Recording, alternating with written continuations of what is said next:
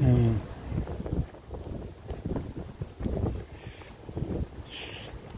셀링, 비전과 가치로 설득하라. 비전과 가치로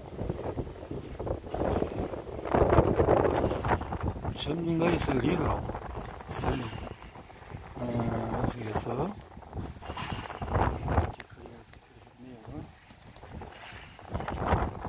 세일즈 리더십 모델은 본격적으로 다루기 전에 먼저 짚고 가야 할 점은 리더의 기본기라고 할 수 있는 균형 잡힌 관점을 갖춤으로써 성공한 전문가의 오류를 극복하는 것이다.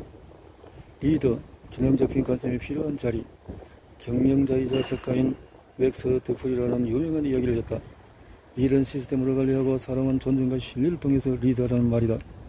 일과 사람의 균형은 카네기 리더십의 두 축이다. 하지만 우리는 가끔 이것을 반대로 적용한다. 사람을 관리하고 일은 체계적으로 하지 못하는 경우가 생기는 것이다. 프로세스는 종종 사람 뒤에 가려져 있다. 성과가 떨어지면 저 친구는 능력이 없어 하고 판단하기 쉽다. 하지만 유능한 리더는 그 사람의 성과를 내는 프로세스를 관찰하고 문제가 되는 부분을 정확히 찾아낸다. 그리고 그것을 개선할 수 있도록 사람을 리드한다. 영업은 일련의 프로세스로 이루어져 있다.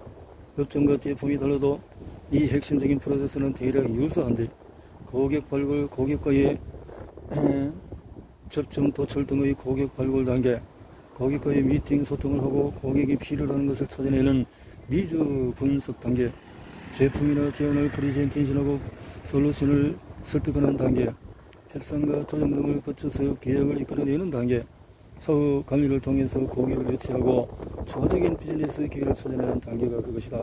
세부적으로 들어가면 각 단계 안에서도 담당자의 역할에 따른 일하는 방식과 업무 프로세스들이 존재한다. 만약에 성과가 잘나지 않는 직원이 있다면 이 프로세스 중에 어딘가가 제대로 작동하지 않는다는 의미이다. 단순히 이 친구는 능력이 부족해 열심히 하지 않아 하는 판단을 내리기 전에 영업 과정이나 담당 업무 프로세스의 어떤 부분이 제대로 작동하지 않는 것을 찾아내서 그 부분을 해결하는 것이 리더 시스템을 관리하는 영역이다. 문제를 해결하기 위해서는 업무 방식이나 환경적으로 개선해야 할 프로세스 부분과 영업 담당자 개인 즉 사람에 대한 부분을 분리해야 한다. 그리고 후에 담당자의 태도, 지식, 행동의 변화를 이끌어내야 한다. 이것이 사람을 리드하는 것이다. 자신감이 부족하다면 격려를, 지식이 부족하다면 교육을, 또 의욕이 부족하다면 동기부여를, 실전 스킬이 부족하다면 동행하면서 훈련과 코칭을 제공해야 한다.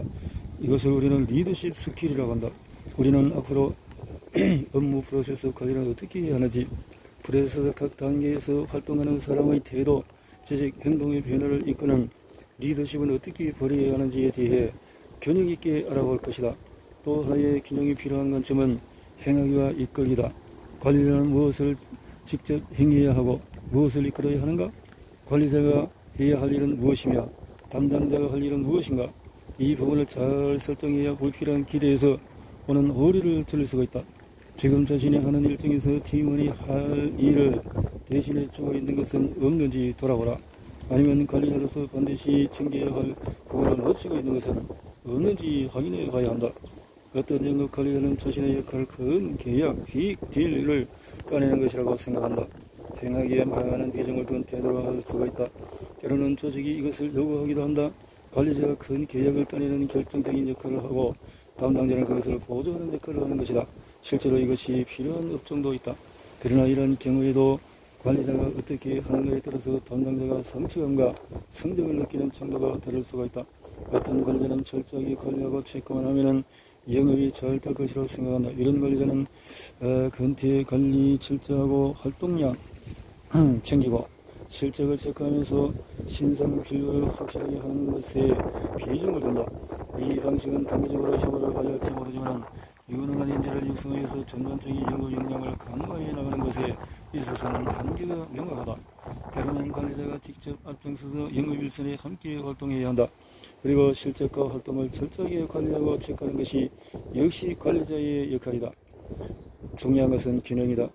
영업 담당자가 할 수 있는 일 또는 해야 할 일을 관리자가 직접 관리함으로써 리더를 인정받지만은 팀원이 성장하지 못하는 것은 아니지, 반대로 관리와 체크만 하면서 현장에서는 무너진 관리가 되어 있는 것은 아니지, 늘 자신을 돌아봐야 한다. 영업 관리자는 그라운드에서 멋지게 골을 넣는 스트라이커가 아니다. 동시에 경기장 밖에 뒷짐지고 있는 구단 관리자는 더더욱 아니다.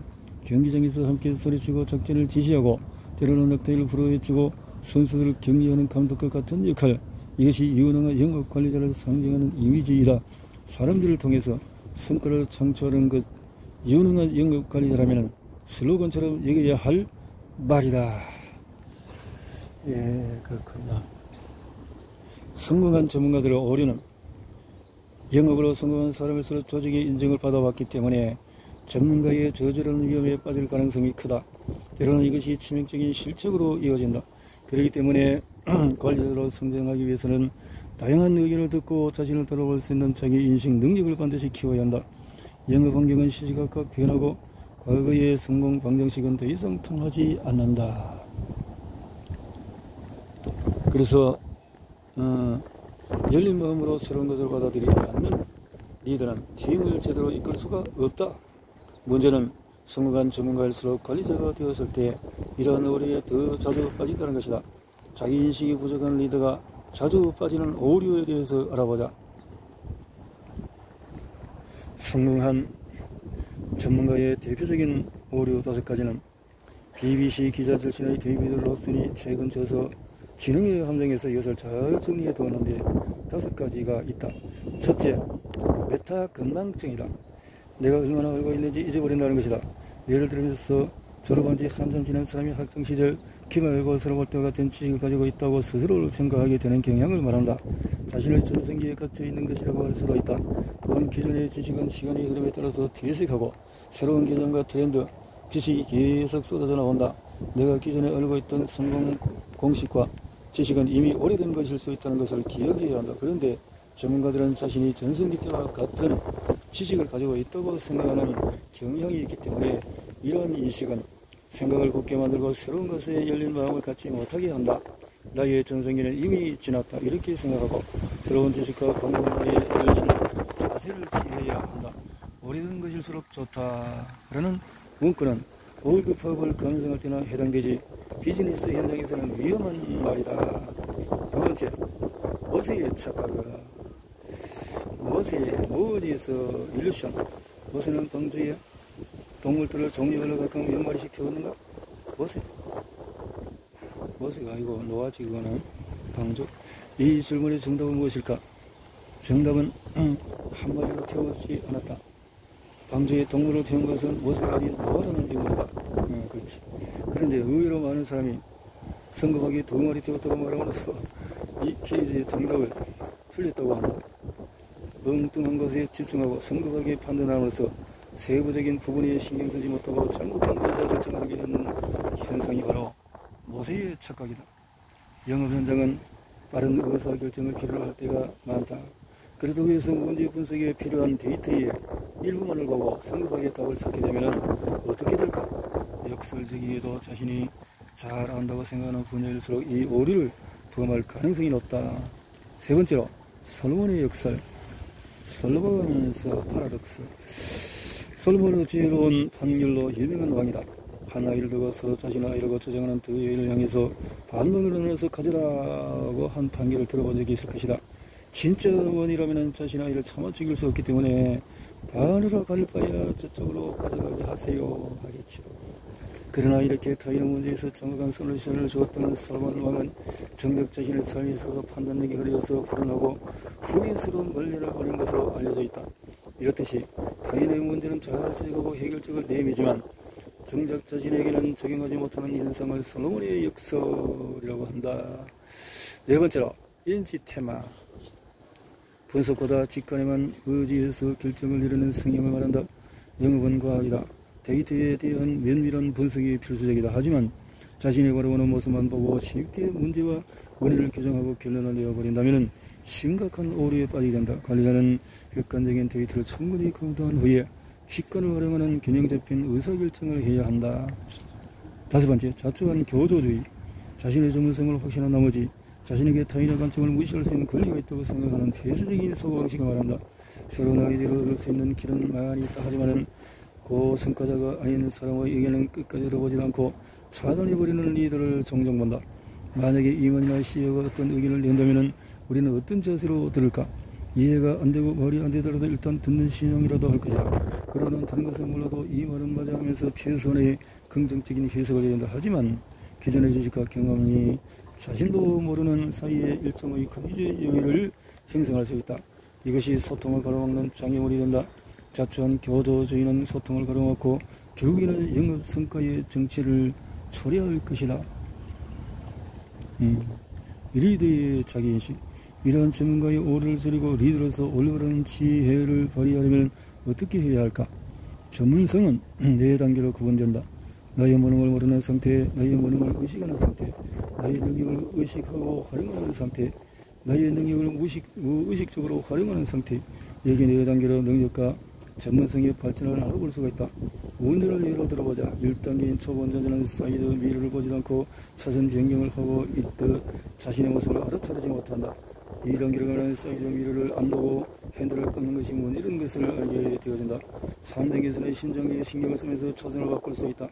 운전이 익숙해져 3단계가 되면 무의식적으로 사이드 미러를 보고 다가오는 차와의 거리를 감지하면서 자연스럽게 차선을 바꾸게 된다. 그런데 오히려 4단계로 막 접어들었을 때 가장 사고 확률이 높다. 흔히 운전한 지 1년쯤 지났을 때 사고를 조심해야 한다고 말하지 않는가? 이렇듯이 이제 익숙하다고 여겨질 때쯤에 자신의 직감을 의심하고 자신의 무의식적인 능력을 성찰해보는 자기 인식의 단계가 전문성의 마지막 단계라고 할 수가 있다. 그렇다면 영업관리자는 어떤 것을 성찰해야 할까? 먼저 자신의 성공 요인에 대한 분석이 필요하다.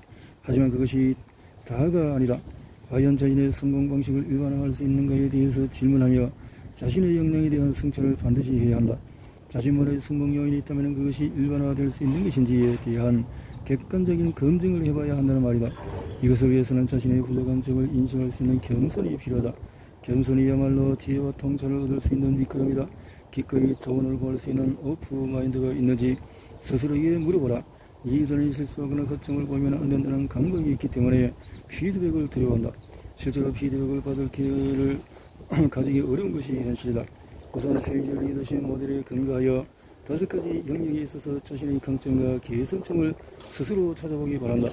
그리고 주변에 신뢰할 수 있는 사람에게 리더로서 자신의 강점과 개선점이 무엇이라고 생각하는지 피드백을 구해보라. 기대한 것보다도 많은 깨달음과 유익을 얻을 수 있을 것이다. 어쩌면 지금까지 다룬 내용이 기존에 생각해온 영업관리자의 이미지와 다를 수가 있다. 열정과 성공, 행동과 성취를 강조하는 것이 영업관리자의 역할인 것은 맞다. 하지만 오히려 차분히 자신을 돌아보며 균형을 잃지 않기 위해 스스로를 점검하는 것이 성공적인 리더가 되는 가장 중요한 기초 작업이라는 것을 다시 한번 생각해 봐야 할 것이다. 이렇게 정리가 됐네요.